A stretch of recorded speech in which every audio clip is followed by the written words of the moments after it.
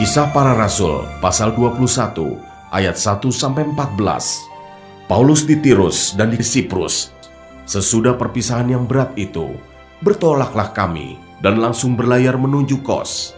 Keesokan harinya, sampailah kami di Rodos, dan dari situ kami ke Patara. Di Patara, kami mendapat kapal yang hendak menyeberang ke Fenisia. Kami naik kapal itu lalu bertolak. Kemudian tampak Siprus di sebelah kiri, tetapi kami melewatinya dan menuju ke Syria. Akhirnya tibalah kami di Tirus, sebab muatan kapal harus dibongkar di kota itu. Di situ kami mengunjungi murid-murid dan tinggal di situ 7 hari lamanya. Oleh bisikan roh, murid-murid itu menasihati Paulus supaya ia jangan pergi ke Yerusalem. Tetapi setelah lewat waktunya, kami berangkat meneruskan perjalanan kami. Murid-murid semua dengan istri dan anak-anak mereka mengantar kami sampai keluar kota. Dan di tepi pantai kami berlutut dan berdoa. Sesudah minta diri, kami naik ke kapal dan mereka pulang ke rumah. Dari Tirus kami tiba di Tolemais, dan di situ berakhirlah pelayaran kami. Kami memberi salam kepada saudara-saudara dan tinggal 1 hari di antara mereka. Pada keesokan harinya, kami berangkat dari situ dan tiba di Kaisarea. Kami masuk ke rumah Filipus, pemberita Injil itu, yaitu satu dari ke-7 orang yang dipilih di Yerusalem, dan kami tinggal di rumahnya. Filipus mempunyai 4 anak darah yang beroleh karunia untuk bernubuat. Setelah beberapa hari kami tinggal di situ, datanglah dari Yudea seorang nabi bernama Agabus. Ia datang pada kami, lalu mengambil ikat pinggang Paulus, sambil mengikat kaki dan tangannya sendiri. Ia berkata, "Demikianlah kata Roh Kudus, beginilah orang yang mempunyai ikat pinggang ini, akan diikat oleh orang-orang Yahudi di Yerusalem, dan diserahkan ke dalam tangan bangsa-bangsa lain." Mendengar itu kami bersama-sama dengan murid-murid di tempat itu meminta supaya Paulus jangan pergi ke Yerusalem. Tetapi Paulus menjawab, "Mengapa kamu menangis dan dengan jalan demikian mau menghancurkan hatiku? Sebab aku ini rela bukan saja untuk diikat, tetapi juga untuk mati di Yerusalem oleh karena nama Tuhan Yesus." Karena ia tidak mau menerima nasihat kami menyerah dan berkata, "Jadilah kehendak Tuhan." Ayat 15-26. Pertemuan Paulus dengan Yakobus di Yerusalem. Sesudah beberapa hari lamanya tinggal di Kaisarea, berkemaslah kami, lalu berangkat ke Yerusalem. Bersama-sama dengan kami turut juga beberapa murid dari Kaisarea.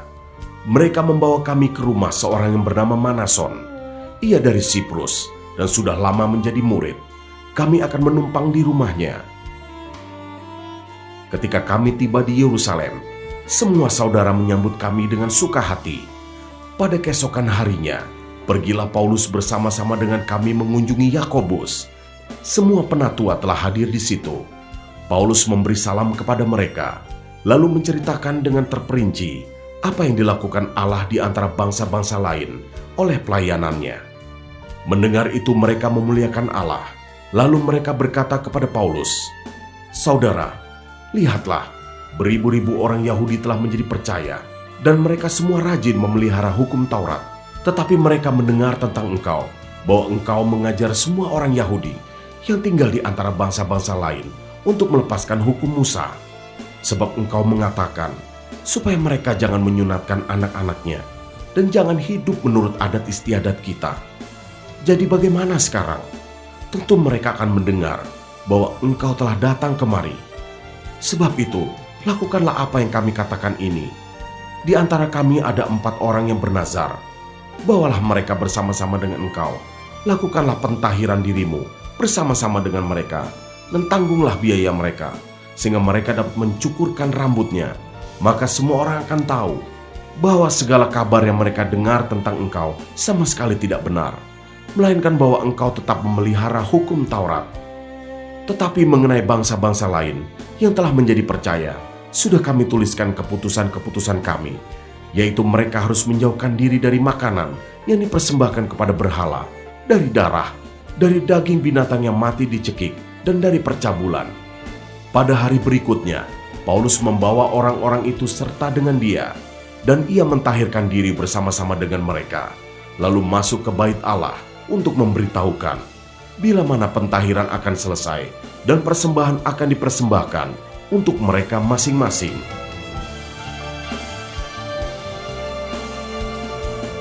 Ayat 27-36, Paulus ditangkap. Ketika masa 7 hari itu sudah hampir berakhir, orang-orang Yahudi yang datang dari Asia melihat Paulus di dalam bait Allah. Lalu mereka menghasut rakyat dan menangkap dia sambil berteriak, "Hai orang-orang Israel, tolong, inilah orang yang di mana-mana mengajar semua orang untuk menentang bangsa kita dan menentang hukum Taurat dan tempat ini. Dan sekarang ia membawa orang-orang Yunani pula ke dalam bait Allah dan menajiskan tempat suci ini, sebab mereka telah melihat Trofimus dari Efesus sebelumnya bersama-sama dengan Paulus di kota, dan mereka menyangka bahwa Paulus telah membawa dia ke dalam bait Allah. Maka gemparlah seluruh kota dan rakyat datang berkerumun, lalu menangkap Paulus dan menyeretnya keluar dari bait Allah. Dan seketika itu juga semua pintu gerbang bait Allah itu ditutup. Sementara mereka merencanakan untuk membunuh dia, sampailah kabar kepada kepala pasukan bahwa seluruh Yerusalem gempar. Kepala pasukan itu segera bergerak dengan prajurit-prajurit dan perwira-perwira dan maju mendapatkan orang banyak itu. Ketika mereka melihat dia dan prajurit-prajurit itu, berhentilah mereka memukul Paulus.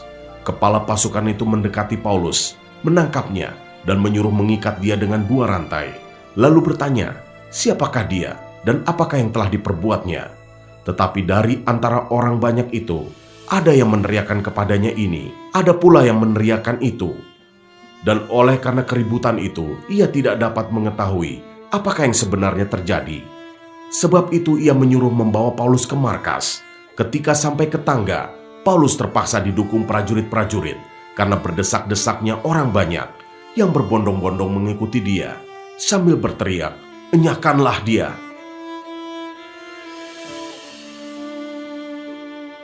Ayat 37-40, Paulus minta izin berbicara.